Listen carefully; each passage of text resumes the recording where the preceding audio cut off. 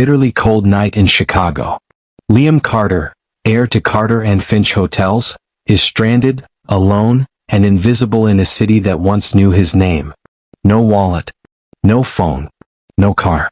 Just one choice left, a city bus. A few blocks away, Elena Moore clocks out from her shift at the diner, exhaustion in her bones and only a handful of coins in her hand. They've never met. But tonight, a quiet act at a lonely bus stop will change everything. The night hit colder than the forecast had warned. Wind sliced through Liam's coat like it wasn't even there. He pulled the collar up, but it didn't help much. His breath fogged in the air, short and sharp. His fingers, shaking, dug through empty pockets again. Still no wallet. Still no phone. Gone? Probably picked when that group bumped into him downtown. No ID, no cash, no way to call anyone. Just him and the bitter city lights. He hadn't ridden a city bus in years. Not since prep school. But right now, it was the only thing moving in his direction. He spotted one pulling up, its headlights slicing through the mist like hope. Liam stepped forward, his hand instinctively reaching for nothing. The driver didn't even blink. "Fare?" he asked. Liam hesitated. "Look, I don't have anything on me. I just need to get up north. I got mugged." The driver's eyes flicked to Liam's expensive coat, the kind that screamed money. "Ah, not my problem."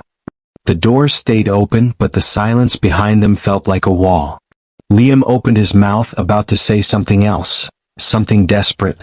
Then she stepped up. From behind him, a quiet voice spoke. "I got it." A hand reached past his shoulder, offering a few crumpled coins. The kind of money someone counted. The kind that probably meant giving something up. The driver shrugged, took the coins and motioned them both on. Liam turned to see her. A girl, maybe mid-20s, diner uniform under a heavy coat, tired eyes, chapped lips. She didn't look at him. She just walked past, slid into a seat near the back and stared out the window like nothing happened. Liam hesitated. He took the seat across from her, not directly, diagonally, polite. He wanted to say something. He started, then stopped. She didn't seem interested in talking. Didn't even glance his way. Her fingers were rubbing a crease in her coat, absent, like the gesture was more about calming herself than warming up. Liam looked down at his own hands. Clean. Manicured. Useless. He wasn't used to feeling small. But in that moment he did. He stared out the window, pretending not to sneak glances at her. The bus rumbled through the streets. Each stop brought more people, more noise, more foggy glass. But she never moved. She got off 3 stops before his. Slipped through the back doors and disappeared into the crowd. No name. No goodbye. Just gone, like a whisper in wind. But something about her stayed. He sat up straighter, the ache in his chest unfamiliar. It wasn't attraction. Not exactly. It was something else. Something heavier. Something about the way she didn't wait for thanks. The way she looked like the world had taken pieces of her, but she still offered what little she had left. Liam had grown up in a world where kindness came with conditions. This wasn't that. The next morning, before the sun was up, he was on that same bus line, tracing the route backward, looking for her face, looking for something, he wasn't even sure what. But he knew one thing. He couldn't stop thinking about the girl who gave up her last coins. For him, the smell of burnt coffee and city fumes filled the air. Liam stood on the corner of 14th and Ashland, staring across the street at the small diner with flickering neon letters, Betty's Place. It looked exactly like the kind of place you passed by 100 times and never noticed. But now, it held something he couldn't stop thinking about. He stepped inside. A bell above the door gave a tired jingle. The place was half empty. One old man reading a paper. 2 students with laptops. And there, in the back, wiping down a table, was her. Same tired eyes. Same diner uniform. Same quiet focus. He didn't even know her name. Not yet. He hesitated, then walked up. She didn't see him until he was right in front of her. "Hey," he said, voice low. Hi." She blinked. Then recognition flickered behind her eyes. "Oh," she said. "Bus guy." He smiled, awkward. "Yeah, that would be me." She straightened a little, not cold, just cautious. You okay? Yeah. Yeah, I am. Thanks to you. She shrugged. It was just a bus ticket. No, it wasn't. He meant it more than she knew. I wanted to say thank you. Properly. She gave a half smile. You just did. He nodded, unsure what to do with his hands. You work here every day? Mostly nights. Tips are better. Why? I'd like to buy you a coffee. If that's okay. She raised an eyebrow. You don't owe me anything. I know, he said. But I'd still like to. Pause. Then, fine. But I'm on break in 10. I'll bring my own mug. He sat at the counter, heart thudding harder than it should have. The waitress behind the bar poured him a cup from the same old drip pot she'd been using all morning. It wasn't fancy, but it was hot. 10 minutes later, Elena slid into the seat beside him, steaming cup in hand. I'm Elena, by the way. Liam. They shook hands and something shifted. The awkwardness softened. Thanks again, he said. She smirked. You really weren't gonna get on that bus, huh? He chuckled. Not unless I learned how to drive it. A beat. Then she asked, so what were you doing out there? You didn't look like someone who gets mugged.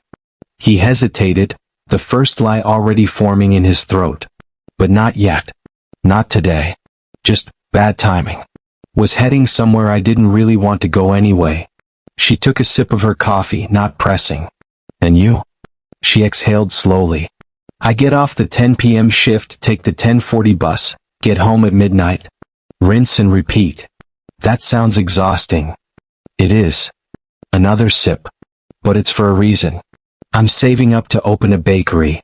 He blinked. Seriously? She nodded. Been my dream since I was 10. Used to bake with my grandma. She taught me everything before she passed. I bet she'd be proud. She'd probably be yelling at me for putting too much cinnamon in the apple pie. Liam laughed. It felt real, not polite, not performative. What's stopping you? Money. Time. Life, she said, counting them off on her fingers. I take night classes on Tuesdays and Thursdays. Trying to get a business cert. She looked away for a second. My mom's not well. I cover most of the bills. Liam said nothing. Just listened. For once, he didn't feel the urge to fix anything. Didn't offer solutions or advice. Just sat there. Present. What about you? She asked. I work in hospitality. Small chain of hotels. Mostly operation stuff. It wasn't the full truth. But it wasn't a lie yet. She nodded, not impressed, not uninterested, just listening like he did. They sat like that for a while. Talking about favorite foods. Bad customers. Dream vacations. It wasn't magic. It was better. It was real. And when her break ended and she stood up, Liam found himself not wanting to leave. I'll see you around, she said casual. I hope so. She paused, then added, bus guy. He grinned. Diner girl. She rolled her eyes, but she was smiling when she walked away. It started with coffee. One morning. Then the next. Then, it became a routine. Liam showed up at Betty's place every day, 10 minutes after opening. Always alone. Always sitting at the same stool by the counter. At first, Elena thought it was just gratitude. But gratitude fades. And Liam didn't. He listened when she talked. Not the way customers usually did, eyes on their phones, nodding without hearing. No, Liam really listened. Asked questions. Laughed in the right moments. Not too loud. Not too forced. And he never tried to flirt. Which oddly made her trust him more. By the end of the first week, she started waiting for him. She'd pour his coffee before he asked. No cream, no sugar. Just black, like his thoughts, he once joked. By the second week, he started walking her to the bus stop after her shift. Not every day. Just the nights when the streets felt too quiet and too loud all at once. And somewhere between coffee and sidewalks, something shifted. He told her stories about hotels in small towns, places where nobody ever locked their doors. About strange guests and stranger complaints. She laughed until she snorted, then blushed. He memorized that sound. One afternoon she asked, so, which hotel do you actually work at? Liam froze just for a second. Then smiled. I'm an operations manager. Small chain. Which one? He made up a name that sounded plausible. Forgettable. City stay. She nodded. Never heard of it. That's kind of the point, he said with a grin. And just like that, the lie lived. Not because he wanted to manipulate her, but because he didn't want to lose this. Didn't want her to look at him the way people did when they heard Carter and Finch. Didn't want to see the calculation in her eyes. The shift from person to paycheck. So he stayed small. Ordinary. Safe. And Elena? She believed him.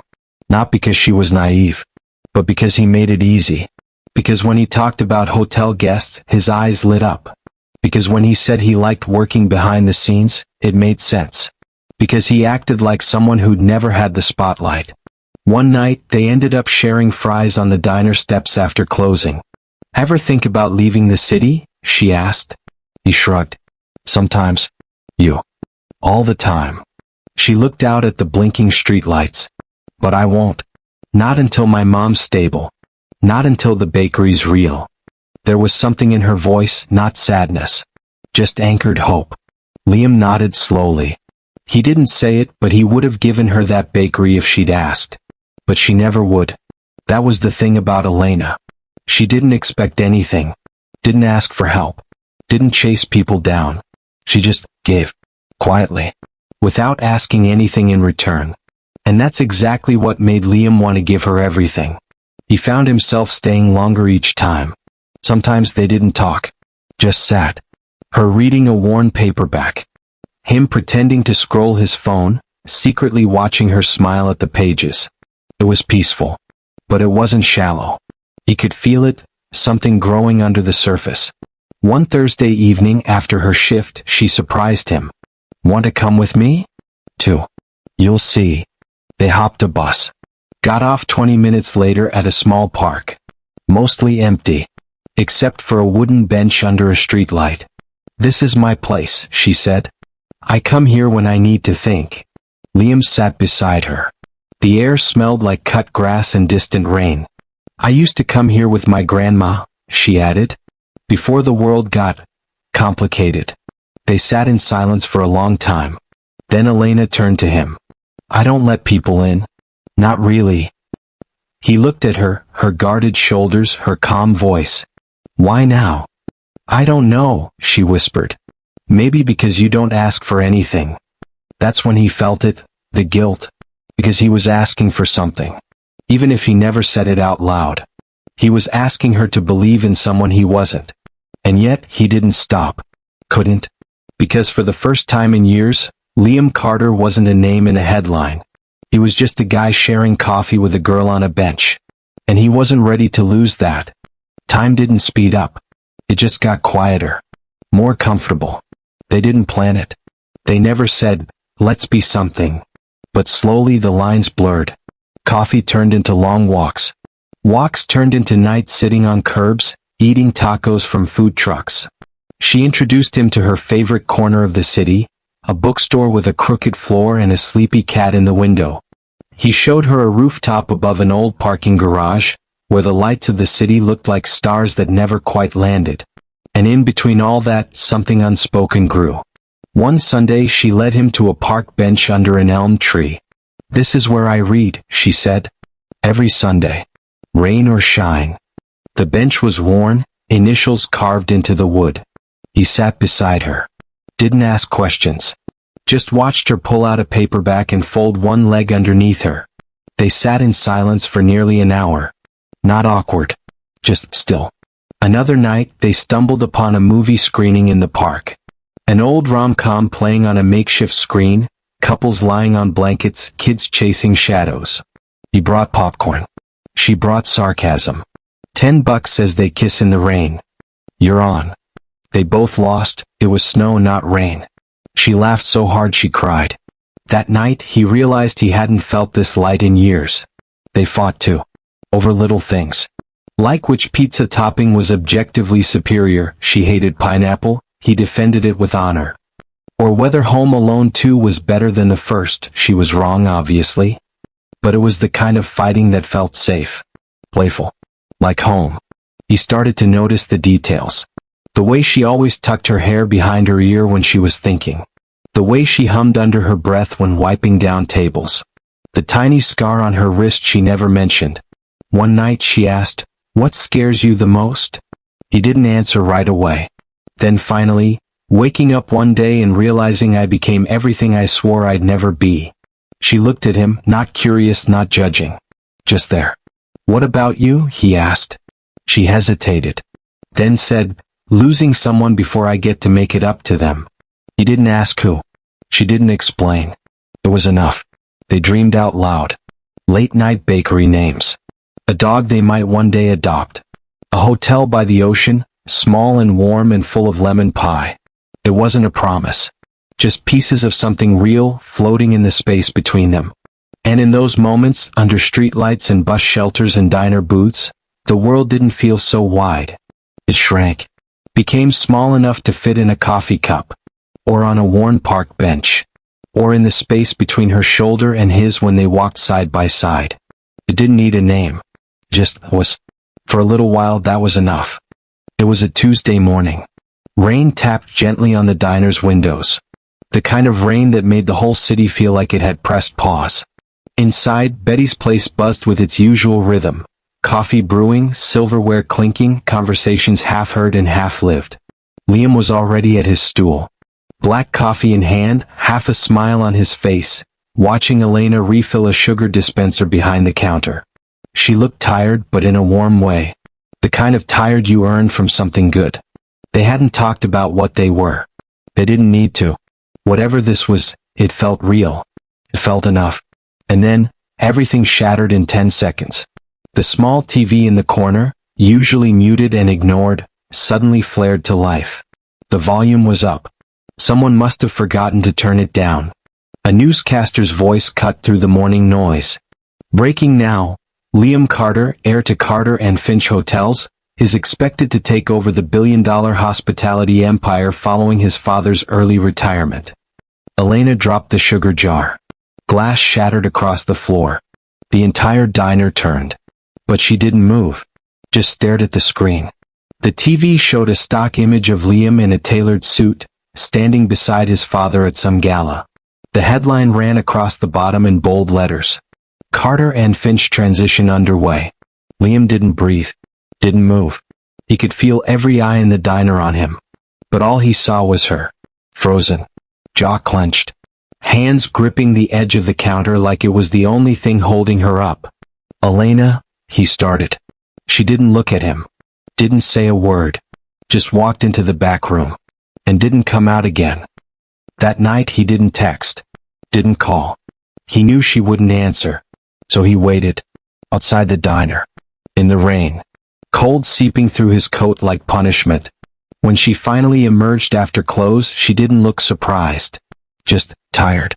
"Elena," he began. She held up a hand. "I don't want to hear another version of whatever this is." He swallowed. "It's not what you think." She laughed sharp hollow. "What I think is that Liam, the guy who drinks black coffee and walks me to the bus stop, doesn't own half the city. I didn't want you to see that version of me." "Oh, so you hid it." He stepped closer. "I was afraid." "Okay. Afraid that if you knew, it would change everything." She crossed her arms. "It did." He looked down. "I lied. Not to hurt you.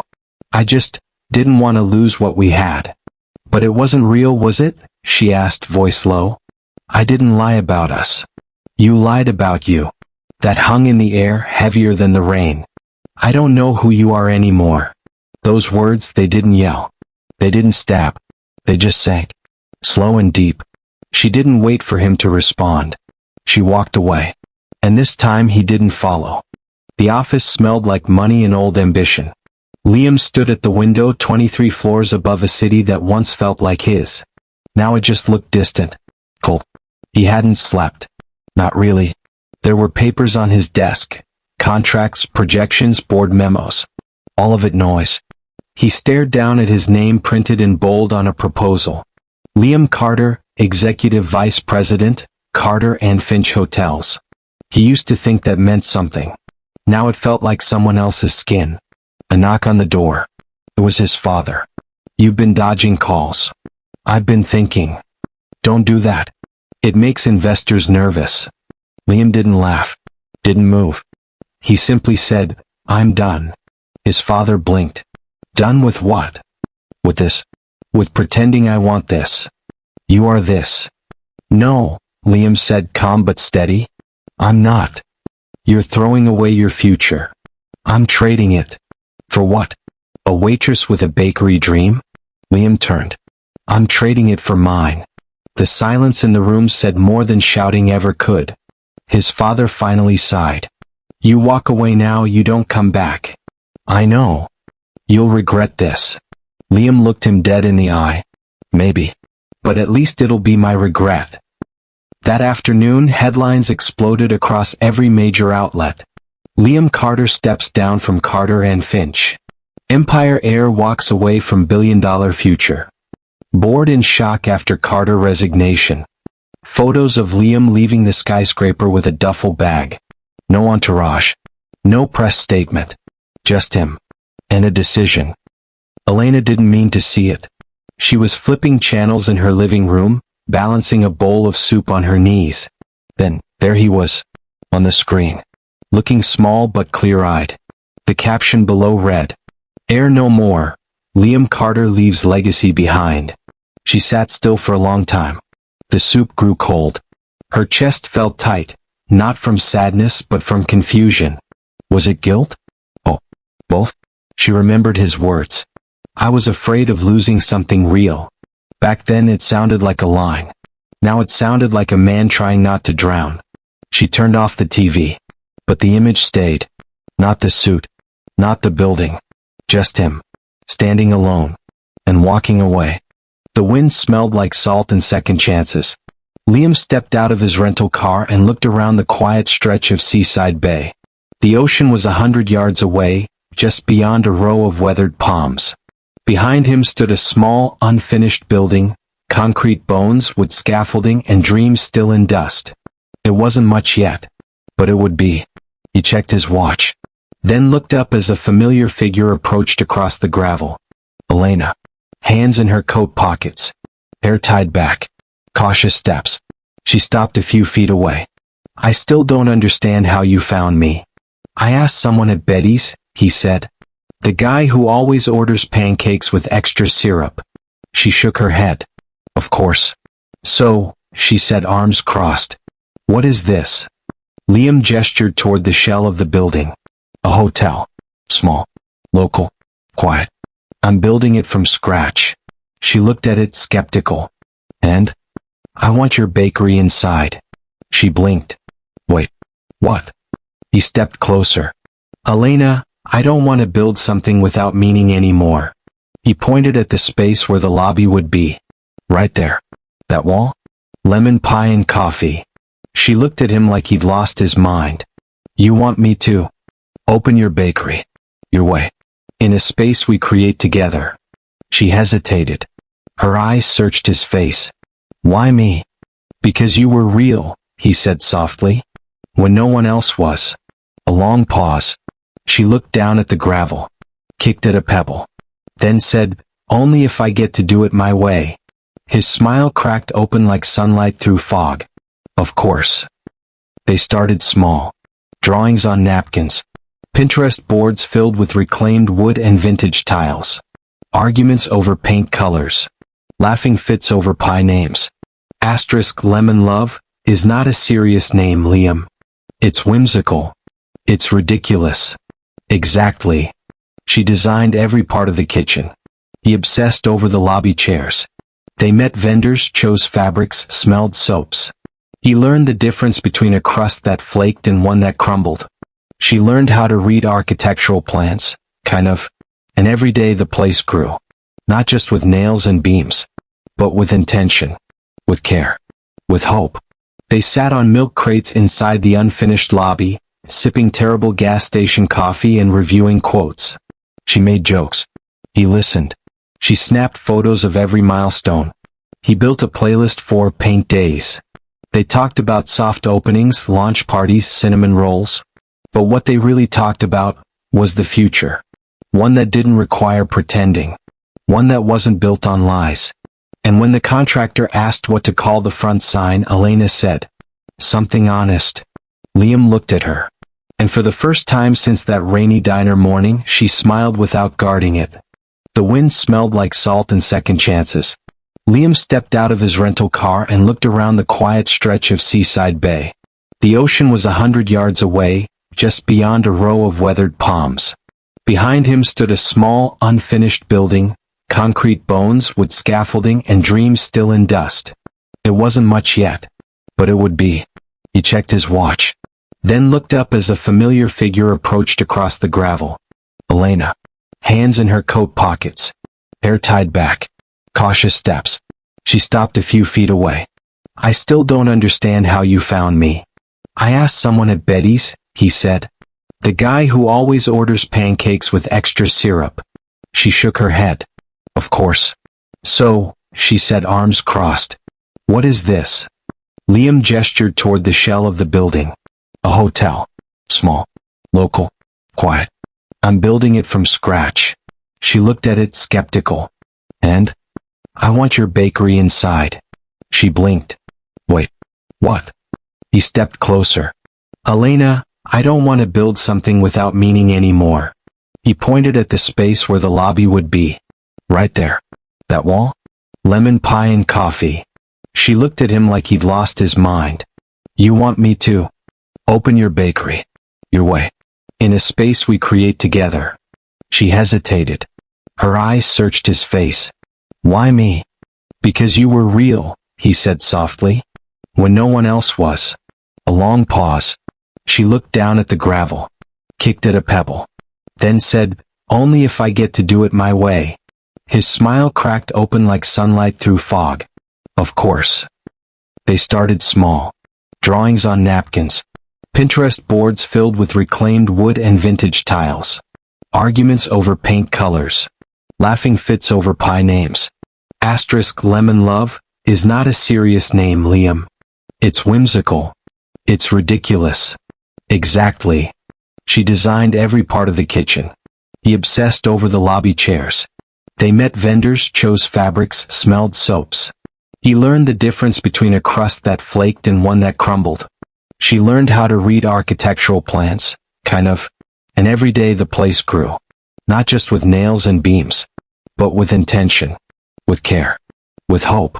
They sat on milk crates inside the unfinished lobby, sipping terrible gas station coffee and reviewing quotes. She made jokes. He listened. She snapped photos of every milestone. He built a playlist for paint days. They talked about soft openings, launch parties, cinnamon rolls. But what they really talked about was the future. One that didn't require pretending. One that wasn't built on lies.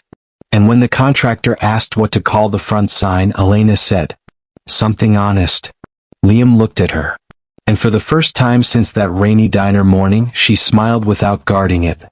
The sun rose slow on opening day. No speeches. No ribbon-cutting ceremony. Just the smell of coffee, fresh paint, and lemon zest drifting onto the street. Locals trickled in one by one. Some curious, some skeptical, all hungry. Inside the bakery, Elena moved like she belonged. Flour on her cheeks. Hair tied up in a messy knot. One hand pulling trays from the oven, the other waving to a kid who pressed his nose against the glass. By 10 a.m., the display case was half empty. By noon, they were out of lemon pie. Completely. Gone. Elena blinked. Then laughed. Liam stood near the door, holding a broom he wasn't really using, watching her laugh with a joy he hadn't seen in months. A customer came over, asked about the pie. Elena smiled, pulled out her notebook and said, "Come back tomorrow. I'll save you a slice." And just like that, a legend began. Next door, the hotel buzzed softly with life. No red carpets. No fancy guests flown in from corporate lists. Just travelers with backpacks. Families on weekend trips. A newlywed couple from Vermont who said, "We found you on accident and didn't want to leave." Liam didn't miss the boardrooms. Or the galas. Or the headlines. What he loved now were the handshakes. The stories. The late-night check-ins from people who just needed a break. He cleaned the lobby floor himself. Refilled the mints. Learned which pillow brand the guests preferred. The kind of work that didn't come with applause. But it came with peace. That night they didn't throw a party. They didn't dress up. They sat on the bench outside the bakery sharing the last piece of the last pie. Feet stretched out. Shoulders leaning in. The ocean whispered behind them. A single string of lights overhead buzzed quietly in the warm air. Elena looked around. Guests laughing through the hotel windows. Kids chasing each other near the patio. Her apron still dusted with sugar. She exhaled. This feels like home. Liam didn't look away. Because we made it. It happened on a Thursday. No warning. Just the sound of tires on gravel and a black car pulling into the lot.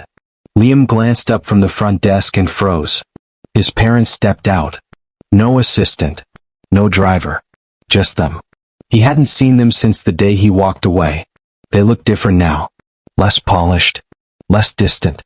More real. Elena came out from the bakery, apron still on, a smear of flour on her cheek. She stopped beside Liam, uncertain. Then, something unexpected. His mother stepped forward first. And hugged Elena. Tightly. Warmly. Without hesitation. Liam's father walked past them both. Stopped in the center of the lobby. Looked around. No chandelier. No glass elevator. Just sunlight on wood floors, plants in mismatched pots, a smell of baked bread and sea air. He turned to Liam. You built something we never could. Then after a pause, something real. No raised voices. No speeches. Just that. And it was enough. They stayed the weekend. His mother helped Elena prep in the bakery. His father asked about guest feedback. And on the last night, over grilled corn and beach firelight, they said the words that Liam never expected to hear. We're proud of you. 2 weeks later the wedding happened. No big venue. No five-star ballroom. Just the hotel garden. The very place they had dreamed up from scratch. The chairs didn't match. The napkins were folded by hand. The flower arch was made by one of their regular guests, a retired florist who paid in cinnamon rolls. Elena walked down the aisle barefoot. Liam wore the same boots from build day. There were maybe 40 people in total. Friends. Family. Guests who'd seen it all happen. People who mattered. People who stayed. The ceremony was short. But no one forgot it. Vows spoken like whispers. Tears caught in the corner of proud eyes. When the officiant said, "You may kiss the bride," Liam leaned in close. Sunlight hit the edge of Elena's veil. He looked into her eyes. And whispered just for her. If I had to do it all again, I'd still get on that bus. The future doesn't always arrive in a limo. Sometimes, it starts with a bus ticket. Now, every morning, Liam sits beside Elena, hands wrapped around the coffee she made. Not out of routine. Not to repay a favor. But to remember. The night everything changed. And why it was all worth it. Have you ever made one small choice that changed everything? Leave a heart if you believe love can grow from the quietest, simplest moments. Subscribe and turn on the bell to discover more stories that speak to the soul.